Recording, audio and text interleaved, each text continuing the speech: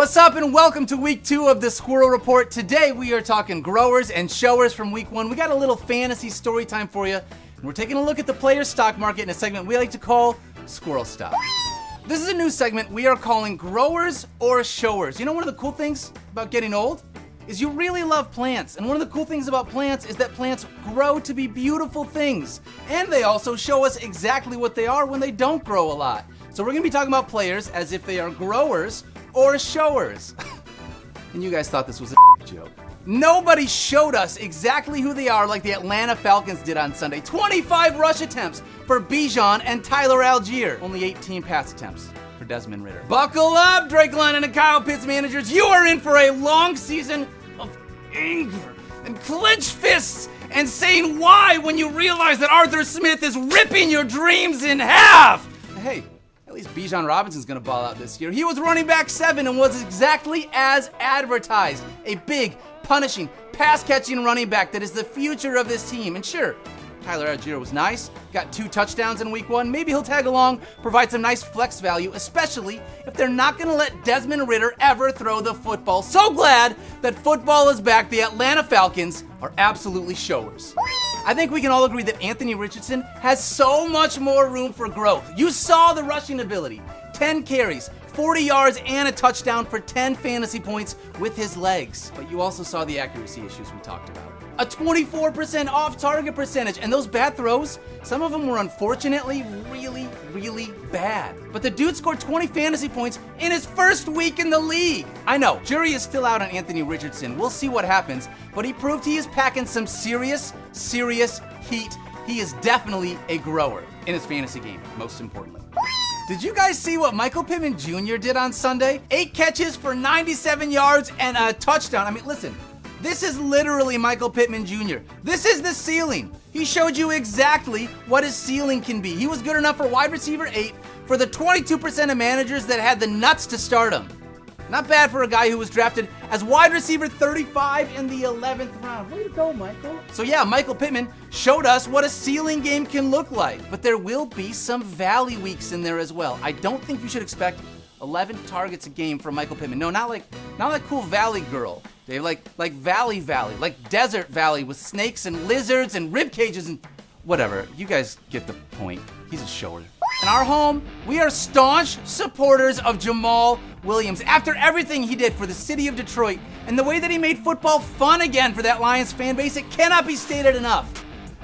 But New Orleans isn't going to afford that same opportunity as Detroit. Jamal Williams showed us he's exactly who we thought he was. 18 carries, 45 rushing yards. Jamal just doesn't pay off for fantasy managers if he doesn't get in the end zone, and he's not going to see the goal line carries that he saw last year. Jamal Williams. Shower. In week 1 against a really tough 49ers defense, George Pickens gave us 5 catches for 36 yards on 7 targets. I know, not the most exciting stat line in the history of week 1s, but he gave us more highlight reel ability catches with a one-handed catch that didn't even count for real football or any fantasy points. But holy smokes, this kid is good with balls in his hands.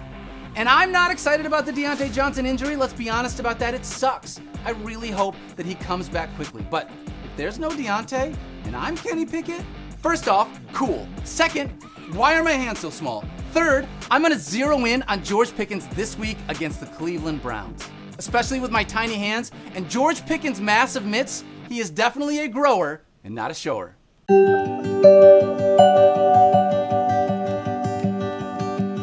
We'll start with a little reading from Goodnight Football. Football is here, and it fills me with cheer. But there are players on my teams we must now wish sweet dreams. Good night, Dallas Goedert. 0 points isn't the worst thing a tight end has done in Foxborough. Good night, Tua. The only thing more beautiful than you was your island brother, Nakua. Good night, Joe Burrow. I'm sorry you were colder than Zach Wilson's chances with Mama Dopp. Good night, Jeff, who called the fantasy hotline the other night at 2:30 a.m., expecting a different type of fantasy hotline. Good night, Aaron Rodgers. You only lasted 75 seconds for the Jets, making all men feel better about themselves everywhere. And good night, Daniel Jones. I'm sorry your O-line had more holes than the critically acclaimed 2003 motion picture, Holes. Available now on Disney+.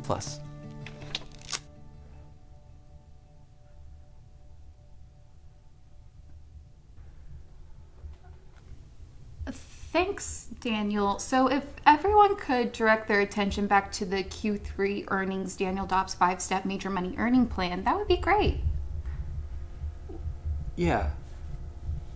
I'm just trying to lighten it up. All right, we're talking Squirrel stock here, my favorite buys and sells of week 2 and beyond. Last week, Puka Nacua was a penny stock, getting illegally pushed on a garbage bin by Jordan Belfort. That's the dude from Wolf of Wall Street for you troglodytes that don't watch movies. Now he has gone public, and you may want to add him in your waiver wire in case he is not already picked up by somebody. He is a waiver ad right now that you can pick up and put right in your lineup for 3 more weeks until Cooper Kupp comes back. He is not going to see 15 targets against the San Francisco 49ers, but still, like my buddy Dan Campbell said, that stock is rising, baby. I'm buying Puka. Nico Collins was as cheap as they come in draft season, going as wide receiver 55 in the 15th round. And then in week 1, he saw 11 targets in a week 1 loss to the Ravens. And listen, that is huge volume. He's going to catch an Indy defense that just got lit up by Calvin Ridley. I know, Nico Collins is not Calvin Ridley, guys, but this team is going to be behind all year long, and CJ Stroud did not look awful when finding his wide receivers. Stock is rising. I'm buying Nico Collins against the Colts in week 2 and beyond. Here's something that doesn't inspire confidence. Colts running backs. Did you see how bad they were on Sunday? 23 total touches for 57 yards from scrimmage. Between all 3 of them combined, that was 8.7 fantasy points for the entire running back room. Starting with Deion Jackson, you have got to make room on your roster for the guys that I just mentioned. Someone that actually might contribute to your fantasy team. So yeah, I'm selling all Colts running backs except for Jonathan Taylor. Sell, sell, sell all of them! We are seeing a live market crash unfolding before our eyes. The lights are screaming, the horn is blaring, that is right. We are selling Cam Akers in week 1. Akers outtouched Kyren Williams 22-15, and on the surface that sounds great. But he only played 26 snaps, and Kyren Williams played 60. Kyren Williams also ran 52 routes as a pass catcher. Cam Akers ran 2. In what will likely be a team playing from behind more often than not this year, give me the pass-catching running back that is actually on the field. Sell as many Cam Akers shares as you can before it's too late. I'm telling you, get out of the Cam Akers business. Sell, sell, sell! All right, guys, we are taking your questions from the Squirrel Report hotline for week 2. Please try and send as many in as you can. The phone number is real. I'm telling you, here's what we got for our week 2 question. Hi, Daniel. I got an easy one real quick. Just got to know if I got to play Jamal Williams against the Panthers at my flex or Garrett Wilson against Dallas with no Aaron Rodgers. I hope you get back to me. Thank you. Goodbye. Did you hear the pain in that person's voice? Do I have to start Garrett Wilson this week? Do I have to? Yes! You cannot play Jamal Williams. He had 18 carries for 45 yards in week 1. No goal line work. Unless he gets in an end zone, Jamal Williams is not going to be the guy, but Garrett Wilson is going to see a ton of volume even if there is bad quarterback play. You got to stick with Garrett Wilson here in week 2.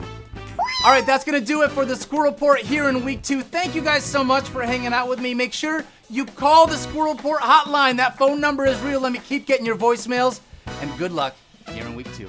See you guys. I was just actually making sure this was a real number. I think it's crazy. You're going to get a bunch of crazies leaving you some crazy messages.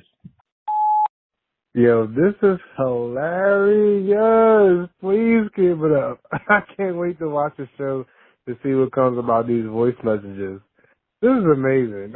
I don't even know what to say. I didn't think this was real, but it's real. Okay, so we're here now. Keep it up. Love it.